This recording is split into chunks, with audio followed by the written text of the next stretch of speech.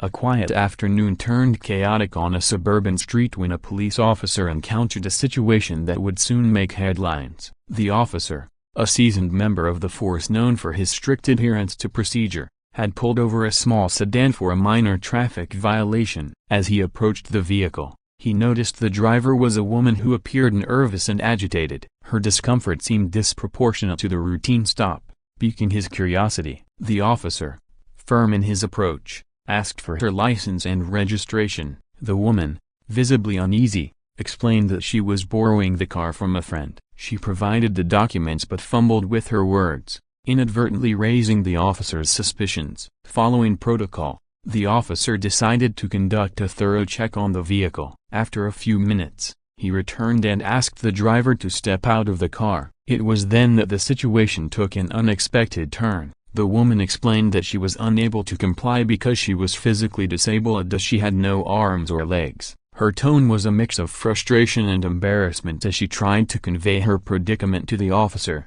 However, the officer, possibly perceiving her response as evasive, insisted that she exit the vehicle. His tone grew more authoritative, and the exchange began to draw the attention of bystanders. Witnesses started gathering, some recording the unfolding scene on their phones. The officer, perhaps feeling the pressure of the onlookers, attempted to assist the woman out of the car himself. In doing so, he discovered that she used a specially designed harness and custom equipment to drive. The realization seemed to momentarily disarm him, but he quickly resumed his authoritative demeanor, still insisting that she exit the vehicle. What happened next was both shocking and humbling. As the officer tried to physically assist her, the woman, despite her limitations, firmly resisted. She raised her voice, explaining that she had endured countless instances of humiliation in her life and would not tolerate being manhandled. Her words struck a chord with the bystanders, who began to vocalize their support. Some called out to the officer, demanding he show compassion and respect. The growing tension reached a boiling point when one of the bystanders, a man with a military background, stepped forward. He calmly but firmly addressed the officer, reminding him of the importance of empathy and understanding, especially when dealing with individuals with disabilities. The man's words seemed to resonate not only with the crowd but also with the officer, whose expression softened. The officer paused, seemingly processing the weight of the moment. He stepped back, allowing the woman to remain in her vehicle as they continued their conversation. She explained her struggles,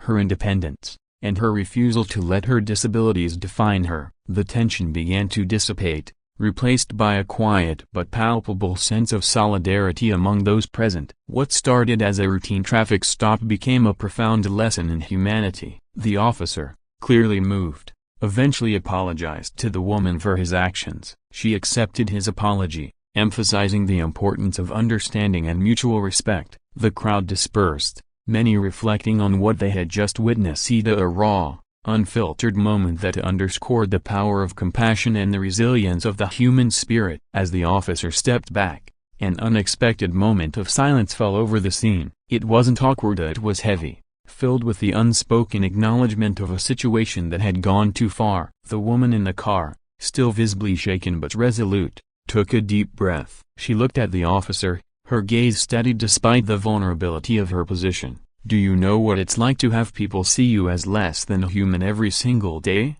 she asked, her voice quivering but strong. "Do you know what it feels like to fight for the smallest shred of dignity, only to have it stripped away in moments like this?" Her words hung in the air like a challenge, not just to the officer but to everyone standing around. The officer shifted uncomfortably, his gaze dropping to the ground. It was clear that the weight of her words was sinking in. The bystanders, too, seemed affected. A woman in the crowd, clutching a stroller, spoke up. "She's right," she said, her voice carrying a mix of anger and sadness. "We need to do better." "We all do." The man who had stepped forward earlier to de-escalate the situation nodded. "Officer," he said, his tone firm yet respectful, "this isn't just about protocol. It's about treating people like they matter. That badge on your chest doesn't give you the right to strip someone of their humanity." The officer looked up, visibly struggling to find the right words. "A broken bar, I didn't mean to," he began. But the woman in the car cut him off. "Intent doesn't matter when the impact is harm," she said sharply. "I've had to fight my whole life, a fight to prove I'm capable, fight to prove I belong. And today, I had to fight to remind you of something you should already know. I am a person, just like you." There was a murmur of agreement from the crowd. The atmosphere had shifted dramatically. What had begun as a confrontation was now an impromptu lesson in empathy, one that no one present would soon forget. The officer finally took a step closer. His demeanor transformed. "You're right," he said quietly. "I was wrong. I didn't listen, and I let my assumptions guide me. I'm sorry." The apology was sincere, but the woman in the car wasn't ready to let it end there. "Your apology is a start," she said, "but it's not enough. What are you going to do to make sure this doesn't happen to someone else?" Her question hit hard. The officer stood silent for a moment, then nodded. "I need to learn," he admitted. "I need to do better, and I will." The crowd, now an unexpected jury, seemed to accept his words. A few people clapped softly, not out of triumph but as a gesture of support for the woman who had stood her ground. The man with the military background extended a hand to the officer. "You've got a chance to make this right," he said. "Don't waste it." The officer shook the man's hand, then turned back to the woman. "Thank you for calling me out," he said. "I'll make sure I remember this." The woman nodded, her expression softening just a little. "Good," she said, "because I'll remember it too." With that, the moment began to dissolve. The officer returned to his patrol car, and the woman prepared to drive away. As the crowd dispersed, there was an undeniable feeling of transformation in the air. This wasn't just a story about a disabled woman standing up for herself, it was a story about accountability, growth, and the power of courage to change minds and hearts.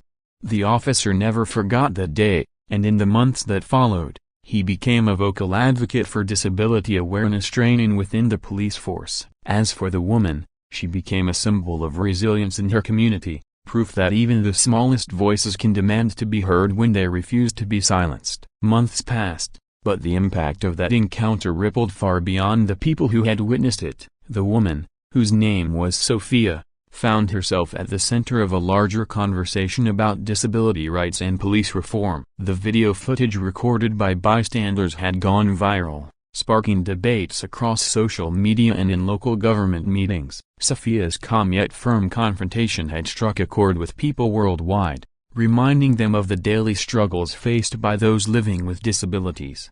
Sophia, initially hesitant about the attention, decided to use the platform thrust upon her to advocate for change. She began speaking at community events, sharing her story not to gain sympathy but to educate. "We're not asking for special treatment," she would often say. "We're asking for equal treatment, for dignity, for humanity." Her speeches resonated deeply, and soon she was invited to speak at larger venues, including police academies. The officer involved in the incident, whose name was Officer Daniels, attended one of her sessions. It was his first time seeing her since that fateful day, and as she spoke, he felt a mix of emotions: shame, gratitude, and a profound sense of responsibility. At the end of her session, Officer Daniels approached her. "Sophia," he said, his voice steady but emotional, "thank you for what you're doing. I've been reflecting on the day ever since it happened. You taught me more in those few minutes than years of training ever could." Sophia looked at him, her expression unreadable at first. Then she smiled faintly. "I appreciate that," she said. "But it's not just about what you've learned, it's about what you'll do with it." Her words stuck with him. Officer Daniels took them to heart and began working to implement better training programs within his department. He partnered with disability advocacy groups to create workshops that focused on understanding the unique needs of individuals with disabilities. These sessions weren't just about avoiding mistakes, they were about fostering a culture of respect and empathy. Meanwhile, Sophia's advocacy work grew. She joined forces with other activists to push for broader legislative changes, including mandatory sensitivity training for law enforcement nationwide. Her work wasn't easy, and there were days when she felt overwhelmed by the weight of it all. But every time she thought. One evening, after a particularly exhausting rally, Sophia received a handwritten letter in the mail. It was from Officer Daniels. About giving up, she remembered the faces of the people who had supported her that day, the voices in the crowd that had demanded justice. "I wanted you to know," The letter read, "That because of you, I see the world differently now. I see people differently. I've been working to make sure no one else in my position makes the same mistake I did. You turned a moment of conflict into a moment of transformation, and I'll never forget that. Thank you for not letting me off the hook and for reminding me what it means to serve." Sophia read the letter twice, her emotions swirling. She didn't see herself as a hero, she saw herself as someone who had been pushed to her limit and decided to push back. But knowing her actions had made a difference, even to one person, was enough to renew her resolve. As time went on, Sophia's work inspired systemic change. Laws were passed, training programs were restructured, and awareness campaigns flourished. Sophia's story became part of a larger narrative, a testament to the power of resilience and the importance of holding systems accountable.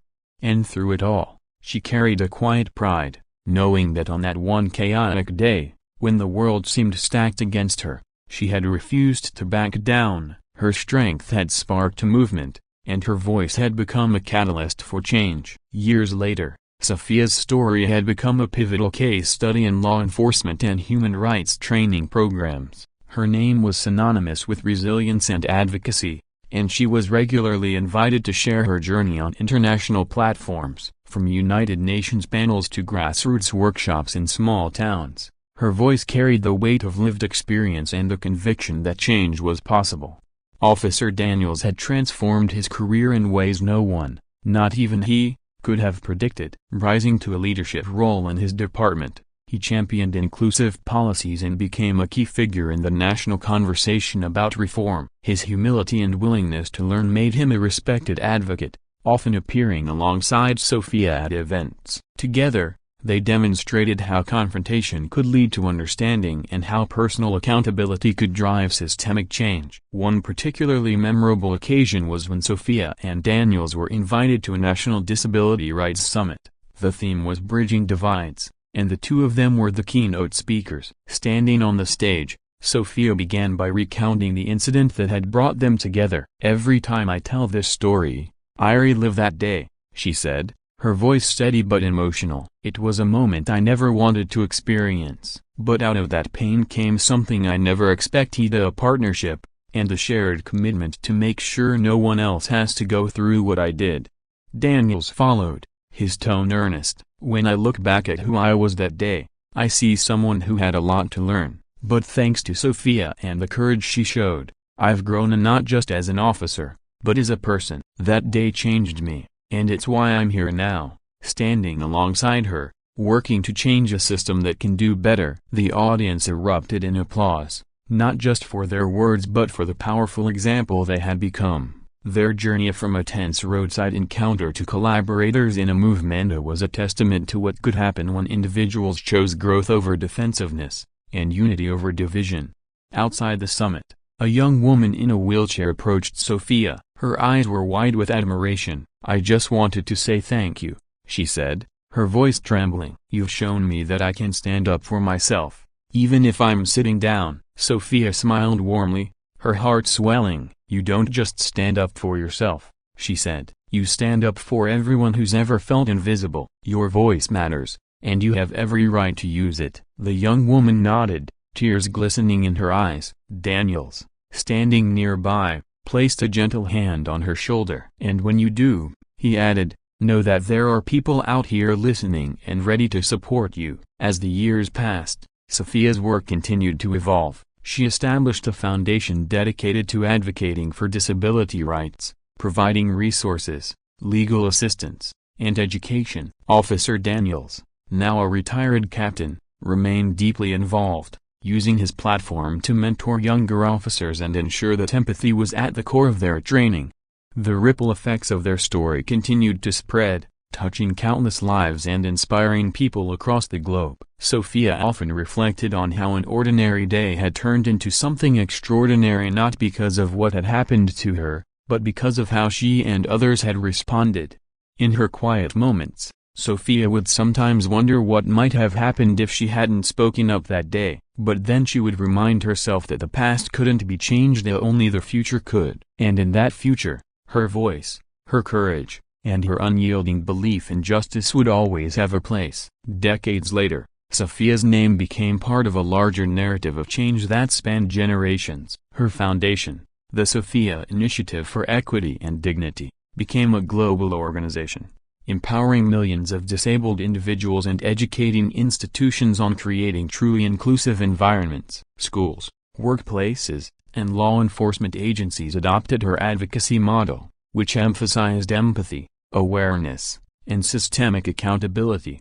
Sophia herself had become a revered figure. Though age had brought its challenges, her spirit remained unyielding. She often reminded those around her, "This work isn't about me, it's about all of us, together," refusing to accept anything less than dignity for everyone. One day, during an anniversary event celebrating the Foundation's achievements, Sophia sat on the stage in front of an audience of thousands. Among them were students, activists, law enforcement officials, and people with disabilities who had been inspired by her journey. The event featured stories from individuals whose lives had been touched by Sophia's work. A young man took the stage. He introduced himself as a police officer who had grown up with cerebral palsy. "Sophia," he began, "your story reached me at a time when I didn't think someone like me could serve in law enforcement. Your courage gave me the strength to follow my dream, and now I'm here. Not just as an officer but as someone fighting for inclusion within the system.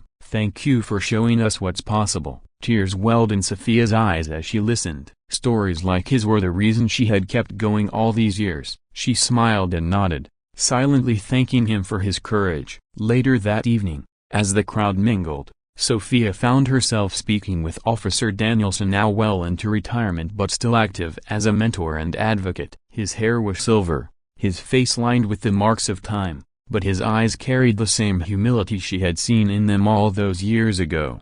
"Can you believe how far this has come?" Daniels asked, gesturing toward the buzzing crowd. Sophia chuckled softly. "Some days, it feels like a dream. Other days, I wonder how much further we still have to go." Daniels nodded thoughtfully. "That's the thing about change, it's never really finished. But seeing this, seeing all these people, all these lives that have been touched, it's worth every fight, every step." Sophia looked around the room, the weight of her journey sitting lightly on her shoulders for once. She had spent her life fighting not just for herself but for everyone who had ever been overlooked, underestimated, or silenced. And standing in that room, surrounded by a sea of inspired faces, she knew the fight had been worth it. As the evening drew to a close, a little girl approached Sophia, her mother holding her hand. The girl, no older than 7, used a wheelchair decorated with bright stickers and lights. She looked up at Sophia with wide, curious eyes. "Are you the lady who helped the police listen better?" the girl asked. Sophia smiled, her heart swelling. "I hope so," she said gently. "But you know what? You can help people listen too. Your voice is just as important as mine." The girl grinned, her eyes shining with possibility. "I will," she said confidently. As the girl rolled away with her mother, Sophia felt a deep sense of peace. Her work had been about more than a single moment or a single person. It had been about planting seeds. About creating a world where dignity wasn't something to be fought for but something everyone could expect. And though she knew there was still much to be done, Sophia also knew that she had built something lasting, something that would continue to grow long after she was gone. A movement, a legacy, a reminder to the world that courage, empathy, and determination could indeed change everything. Years passed, and Sophia's legacy continued to grow in ways she could have never imagined. The Sophia Initiative for Equity and Dignity expanded its reach to over 50 countries, influencing policies and inspiring grassroots movements worldwide. The foundation became a symbol of empowerment for people with disabilities, proving that change was not just possible but inevitable when driven by unwavering determination. Sophia herself remained a cornerstone of the movement. Even as age began to limit her physical abilities, she shifted her focus to mentoring the next generation of advocates, pouring her wisdom and experiences into empowering others. Young leaders from diverse backgrounds flocked to her foundation, eager to learn from the woman who had transformed her pain into purpose. One of her most devoted mentees was a young woman named Amara, a law graduate with a passion for social justice and a fierce determination to carry forward Sophia's work. Amara, who had been born with spina bifida, often told Sophia, You've shown me that we don't just demand a seat at the table, we build our own table if we have to." Sophia saw herself in Amar's fire and dedication, and she knew the future of the movement was in capable hands. Together, they worked on a groundbreaking project, a global initiative to standardize accessibility laws and promote inclusive design in public spaces. Their collaboration culminated in the launch of the Universal Dignity Standards, a comprehensive framework adopted by governments and organizations worldwide. One evening, after a long day of meetings and planning, Sophia and Amara sat together in Sophia's sunlit garden. The air was filled with the scent of blooming jasmine, and the hum of the city felt distant. Amara turned to Sophia, her expression serious. "Do you ever think about that day?" she asked. "The day everything changed?" Sophia smiled softly, her gaze drifting to the horizon. "Every day," she said. "It wasn't just a turning point for me, it was a reminder of what we're capable of when we refuse to stay silent. That day taught me that even the smallest actions can create waves that touch lives we'll never meet." Amara nodded, absorbing Sophia's words. "Do you think it's enough?" she asked quietly. "All we've done, all we're still doing, is it enough?" Sophia reached over, placing a hand on Amara's. Her grip was gentle but firm. "It's never about doing enough," she said. "It's about doing what we can, every single day. The rest is up to those who come after us." Amara smiled, her eyes shining with emotion. "Then I promise to keep fighting," she said. "For you, for me, and for everyone who deserves to be seen and heard." In the years that followed, Amara became a prominent leader in the global disability rights movement, carrying Sophia's vision into a new era. Sophia, now retired, watched with pride as the seed she had planted blossomed into a forest of change. One quiet afternoon, as Sophia sat in her favorite chair by the window, a young girl arrived at her home with her parents. The girl, no older than 10, had seen a documentary about Sophia's life and insisted on meeting her hero. She handed Sophia a handmade card that read, "Thank you for making the world better for people like me." Tears filled Sophia's eyes as she hugged the girl. "You're the reason I've done everything I've done," she said softly, "and now it's your turn to keep shining." As the girl smiled and nodded, Sophia felt a profound sense of fulfillment. Her journey, though filled with challenges, had been one of purpose and impact. She had fought not just for herself but for a world where every voice mattered, every life was valued, and every barrier was broken. And as she watched the girl leave, hand in hand with her parents, Sophia knew that her story wasn't just hers anymore. It belonged to everyone who believed in the power of courage, compassion, and an unyielding hope for a better future. As the seasons changed and years turned into decades, Sophia's impact deepened, woven into the fabric of societies worldwide. The Sophia Initiative for Equity and Dignity continued to thrive, spearheading advancements in accessibility, inclusion, and human rights education. Its programs empowered individuals from the most marginalized communities, reminding them that their voices could bring about profound change. Sophia's health began to decline as she entered her 90s, yet her spirit remained as strong as ever. She spent her days surrounded by loved ones, mentees, and the team that had become her extended family. Letters, awards, and testimonials poured in from across the globe, each one a testament to the lives she had touched. One sunny afternoon, Sophia sat in her favorite garden chair, wrapped in a soft shawl. Amara, now the executive director of the foundation, joined her with a cup of tea and a folder filled with updates. "We've just received confirmation," Amara said with a bright smile. "The United Nations has adopted the Universal Dignity Standards as part of their global human rights framework. It's official, you've changed the world." Sophia chuckled softly, her frail hands resting on her lap. "We all did," she replied. "This was never about me alone. It's about the countless people who stood up, spoke out, and refused to settle for less." Amara leaned forward, her eyes glistening with gratitude. "You've been the heart of it all, Sophia. None of this would exist without your courage." Sophia met Amara's gaze, her expression serene. "Courage isn't something we're born with," she said. "It's something we choose, one moment at a time. And it's not mine alone, it's yours now. It belongs to every person who takes a stand, who fights for what's right." That evening, as the sun dipped below the horizon, Sophia requested to see the collection of letters and drawings from children worldwide that her team had been archiving for years. They brought her a large leather-bound book filled with pages of colorful messages, hand-drawn pictures, and heartfelt notes. One letter caught her eye. It was from a child in a remote village, thanking Sophia for helping create laws that allowed her to attend school with ramps and accessible facilities. The child had signed the letter with a simple sentence,